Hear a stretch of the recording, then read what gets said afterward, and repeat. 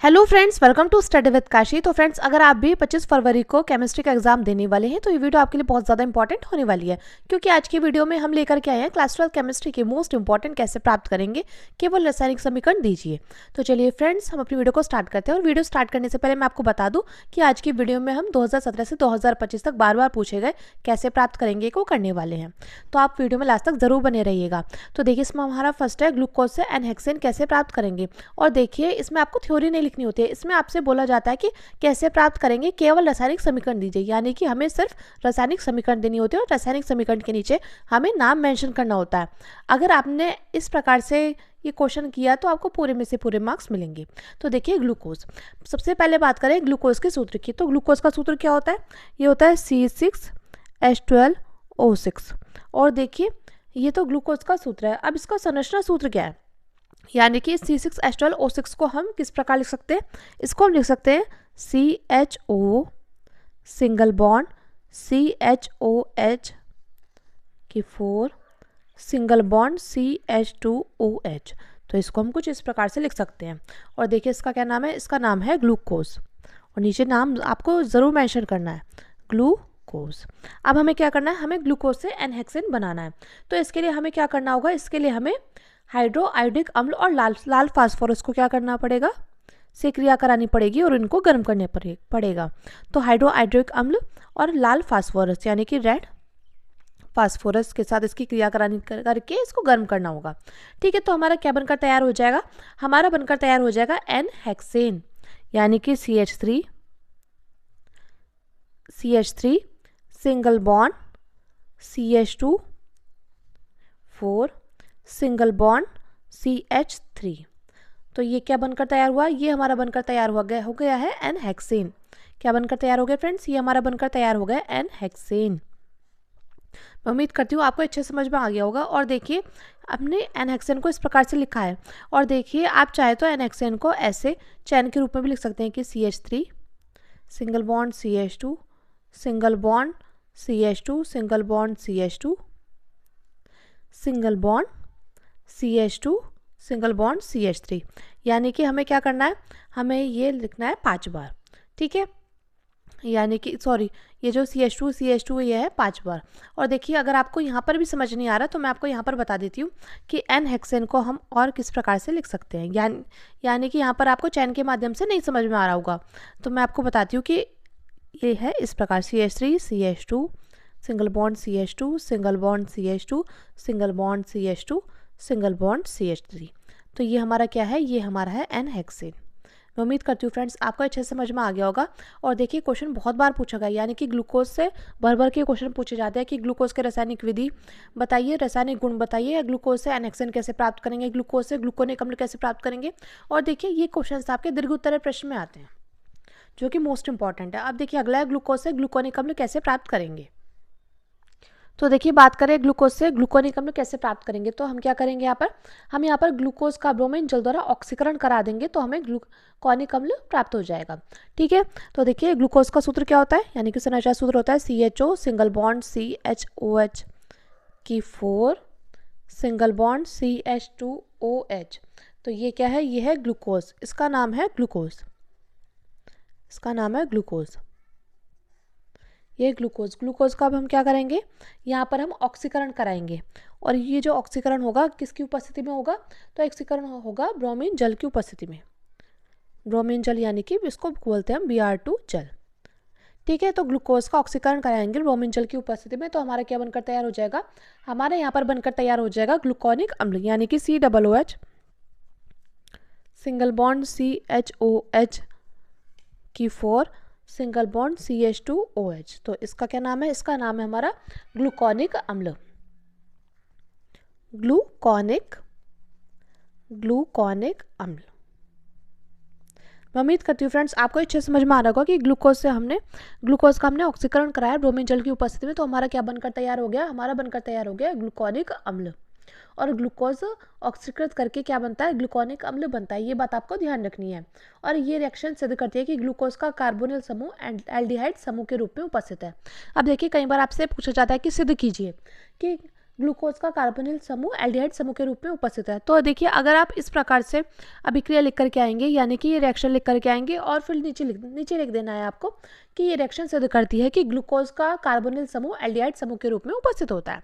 अब देखिए फ्रेंड्स, अगला क्वेश्चन है हमारा। तो अगला क्वेश्चन है ग्लूकोज से पेंटा एस्टिल ग्लूकोज कैसे प्राप्त करेंगे हम। तो देखिए जब हम ग्लूकोज की एस्टिल क्लोराइड से अभिक्रिया कराएंगे तो हमारा क्या प्राप्त हो जाएगा, हमारा प्राप्त होगा पेंटा एस्टिल ग्लूकोज। क्या बनकर तैयार हो जाएगा फ्रेंड्स, हमारा बनकर तैयार हो जाएगा पेंटा एसिटिल ग्लूकोज, जिससे स्पष्ट होगा कि इसमें 5 OH समूह उपस्थित हैं। तो देखिए सबसे पहले हम लिखेंगे ग्लूकोज, तो CHO सिंगल बॉन्ड CHOH की 4 सिंगल बॉन्ड CH2OH। तो ये क्या है, ये है ग्लूकोज। ठीक है, तो ग्लूकोज का हम क्या करेंगे, यहाँ पर हम एस्टिल क्लोराइड के साथ इसकी क्रिया करा देंगे। और एस्टिल क्लोराइड का सूत्र क्या होता है, CH3COCl। ये होता है हमारा एस्टिल क्लोराइड का सूत्र। क्या होता है, ये होता है एसिटिल क्लोराइड का सूत्र। एसिटिल क्लोराइड का सूत्र होता है। ठीक है फ्रेंड्स, तो ग्लूकोज का हम क्या करेंगे, एस्टिल क्लोराइड के साथ इसकी क्रिया करा देंगे। तो हमारा क्या प्राप्त हो जाएगा, हमारा प्राप्त हो जाएगा पेंटा एस्टिल ग्लूकोज, यानी कि CHO single bond CHO CO CH3 की 4 single bond CH2O CO CH3। तो ये हमारा क्या बनकर तैयार हो गया, ये हमारा बनकर तैयार हो गया पेंटा एस्टिल ग्लूकोज। पेंटा एसिटिल ग्लूकोज बनकर तैयार हो गया है। और हमारा क्या बनकर तैयार हो जाएगा, और हमारा बनकर तैयार हो जाएगा प्लस 5HCl, यानी कि 5 हाइड्रोक्लोरिक अम्ल। तो ग्लूकोज से पेंटा एस्टिल ग्लूकोज हमने कैसे बनाया, तो हमने यहाँ पर ग्लूकोज की एस्टिल क्लोराइड के साथ क्रिया कराई है और एस्टिल क्लोराइड के हमने यहाँ पर 5 अणु लिए हैं। तो हमारा क्या बनकर तैयार हो गया, हमारा बनकर तैयार हो गया CHO single bond CHO CO CH3 की 4 single bond CH2O CO CH3। तो ये हमारा पेंटा एस्टिल ग्लूकोज बनकर तैयार हो गया और हमारा HCl बनकर तैयार हो गया। मैं उम्मीद करती हूँ फ्रेंड्स आपको अच्छे से समझ में आ गया होगा। और देखिए आपसे डायरेक्टली क्वेश्चन पूछा जाता है कि सिद्ध कीजिए कि 5 OH समूह इसमें उपस्थित हैं। तो आपको देखिए पता होना चाहिए कि ग्लूकोज से पेंटा एस्टिल ग्लूकोज बनाने की विधि में ही आपके ये 5 OH समूह उपस्थित हैं। तो अगर वो क्वेश्चन आएगा तो आप इस प्रकार से लिख कर आएंगे और नीचे लिख देंगे, जिससे स्पष्ट होता है कि इसमें 5 OH समूह उपस्थित हैं। मैं उम्मीद करती हूँ फ्रेंड्स आपको अच्छे से समझ में आ गया होगा। अब देखिए अगला ग्लूकोज से ग्लूकोज साइनोहाइड्रिन कैसे प्राप्त करेंगे। तो देखिए बात करें ग्लूकोज साइनोहाइड्रिन की, तो सबसे पहले हमें लिखना होगा ग्लूकोज का संरचना सूत्र। तो CHOH की 4 CH2OH। तो ये क्या है, ये हमारा है ग्लूकोज। क्या है हमारा, ये हमारा ग्लूकोज है। अब इस ग्लूकोज की हम क्या करेंगे, HCN के साथ क्रिया करा देंगे। क्या करेंगे फ्रेंड्स, इस ग्लूकोज की हम HCN के साथ क्रिया करा देंगे। तो हमारा क्या बनकर तैयार हो जाएगा, हमारा बनकर तैयार हो जाएगा ग्लूकोज साइनोहाइड्रिन। यानी कि देखिए ये CH तो हम ऐसा कैसे लिख देंगे, ठीक है। तो देखिए फ्रेंड्स ये तो है CH, ठीक है। तो देखिए बस आपको यहाँ पर ये CH लिखना होगा, ठीक है। उसके बाद आप यहाँ पर क्या करेंगे, यहाँ पर ये O चला जाएगा इस H के साथ, तो हो जाएगा OH, और यहाँ पर ये CN आ जाएगा। और बाकी देखिए बाकी ये सब CHOH4 CH2H ये ऐसा का ऐसे ही रहेगा। बस आपको इसमें ये बात ध्यान रखनी है,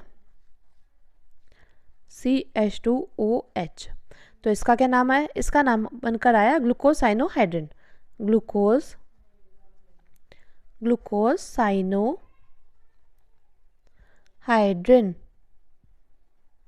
ग्लूकोज साइनोहाइड्रिन आ गया। मैं उम्मीद करती हूँ फ्रेंड्स आपको अच्छे समझ में आ गया होगा। तो देखिए हमने ग्लूकोज साइनोहाइड्रिन कैसे प्राप्त किया, हमने यहाँ पर ग्लूकोज की HCN के साथ क्रिया कराई। तो हमारा क्या बनकर आ गया, हमारा बनकर आ गया ग्लूकोज साइनोहाइड्रिन। मैं उम्मीद करती हूँ फ्रेंड्स आपको अच्छे समझ में आ गया होगा। अब देखिए अगला है फिनॉल से एनिलीन कैसे प्राप्त करेंगे। तो देखिए सबसे पहले आपको पता होना चाहिए फिनॉल। फिनॉल क्या होता है, फिनॉल होता है बेंजीन रिंग पर OH, इसको बोलते हैं फिनॉल। बेंजीन रिंग पर OH को क्या बोलते हैं, फिनॉल बोलते हैं। ये बात आपको ध्यान रखनी है, फिनॉल। क्योंकि देखिए कई बार हमें पता भी होता है लेकिन हम कंफ्यूज हो जाते हैं। तो देखिए फिनॉल की क्रिया क्या करेंगे, अमोनिया के साथ करा देंगे। किसके साथ कराएंगे, अमोनिया के साथ। और ये जो क्रिया होगी, ये क्रिया होगी निर्जल ZnCl2 की उपस्थिति में। किसकी उपस्थिति में होगी क्रिया, ये क्रिया हो जाएगी निर्जल ZnCl2 की उपस्थिति में। तो हमारा क्या बनकर आ जाएगा, हमारा बनकर आ जाएगा एनिलीन। क्या बनकर तैयार हो जाएगा, हमारा बनकर तैयार हो जाएगा बेंजीन रिंग पर NH2। तो इसको क्या बोलते हैं, इसको बोलते हैं हम एनिलीन। ठीक है फ्रेंड्स, अब देखिए हमने यहाँ से NH2 ले लिया तो और क्या बनकर तैयार हो जाएगा, और हमारा जल बनकर तैयार हो जाएगा। तो फिनोल से एनिलीन कैसे प्राप्त हुआ, तो फिनोल की हम अमोनिया के साथ क्रिया कराए और ये क्रिया हुई निर्जल ZnCl2 की उपस्थिति में, तो हमारा बनकर तैयार हो गया एनिलीन और जल बनकर तैयार हो गया। अब देखिए अगला क्वेश्चन है फिनॉल से क्लोरोबेंजीन। अब देखिए फ्रेंड्स, मैं आपको जितने भी क्वेश्चन करा हूँ यानी कि ग्लूकोज से कैसे प्राप्त करेंगे और फिनॉल से, ये भर भर के पूछे जाते हैं, यानी कि आपके यहाँ से 5 नंबर बिल्कुल पक्के होंगे। ठीक है, तो फिनॉल से क्लोरोबेंजीन हम कैसे प्राप्त करेंगे, आपको ये सबसे पहले ये देखना है। तो सबसे पहले फिनॉल, बेंजीन रिंग पर OH को क्या बोलते हैं, इसको बोलते हैं फिनॉल, ये होता है फिनॉल। तो फिनॉल की हमें क्या करना होगा, हमें यहाँ पर फास्फोरस पेंटाक्लोराइड के साथ क्रिया करानी होगी। और देखिए आप यहाँ पर नाम जरूर मेंशन करेंगे, फास्फोरस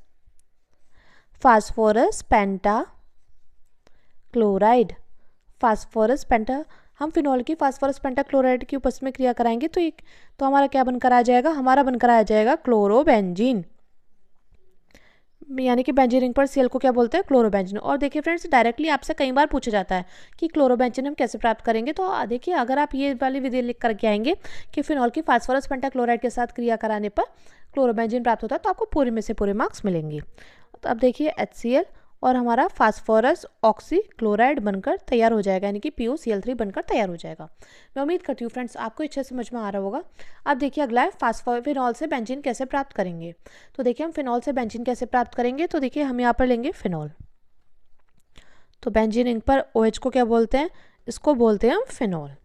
ठीक है, तो फिनॉल की हम क्या यहाँ पर करेंगे, फिनॉल की हम जिंक चूर्ण के साथ क्रिया करा देंगे। तो फिनॉल की जिंक के साथ क्रिया कराने पर क्या प्राप्त हो जाएगा, यहाँ पर हमारा प्राप्त हो जाएगा बेंजीन, और क्या बनकर तैयार हो जाएगा, और बनकर तैयार हो जाएगा जिंक ऑक्साइड। तो देखिए नाम जरूर मेंशन करना है यहाँ पर, ये है बेंजीन और ZnO को क्या बोलते हैं, इसको बोलते हैं हम जिंक ऑक्साइड, ये है जिंक ऑक्साइड। ठीक है फ्रेंड्स, तो फिनॉल से बेंजीन कैसे प्राप्त होगा, तो फिनॉल के जिंक के साथ क्रिया कराने पर बेंजीन प्राप्त होगा और जिंक ऑक्साइड बनकर तैयार हो जाएगा। मैं उम्मीद करती हूँ फ्रेंड्स आपको अच्छे समझ में आ रहे होंगे। और देखिए फ्रेंड्स, ये मोस्ट इंपॉर्टेंट है जो कि हर साल पूछे जाते हैं, तो मैं आपको फिर से कह रही हूँ, आप बस इनको कर लीजिए, आपके यहाँ से 5 नंबर पक्के होंगे। तो फिनॉल से पिक्रिक अम्ल कैसे प्राप्त करेंगे, तो देखिए बात करें फिनॉल से पिक्रिक अम्ल की, तो फिनॉल की अभिक्रिया सांद्र HNO3 तथा सांद्र H2SO4 की उपस्थिति में कराने पर पिक्रिक अम्ल प्राप्त होता है। और देखिए आपको पता नहीं होगा कि पिक्रिक अम्ल का दूसरा नाम क्या है, 2,4,6 ट्राई नाइट्रोफिनॉल, क्योंकि देखिए कई बार आपसे डायरेक्टली कहा गया है कि फिनॉल से 2,4,6 ट्राई नाइट्रोफिनॉल कैसे प्राप्त होता है, तो आपको पता होना चाहिए कि पिक्रिक अम्ल को ही हम 2,4,6 ट्राई नाइट्रोफिनॉल बोलते हैं। ठीक है, फिनॉल से पिक्रिक अम्ल कैसे प्राप्त करेंगे, तो देखिए फिनॉल, बेंजीन रिंग पर OH, इसको क्या बोलते हैं, इसको बोलते हैं हम फिनॉल।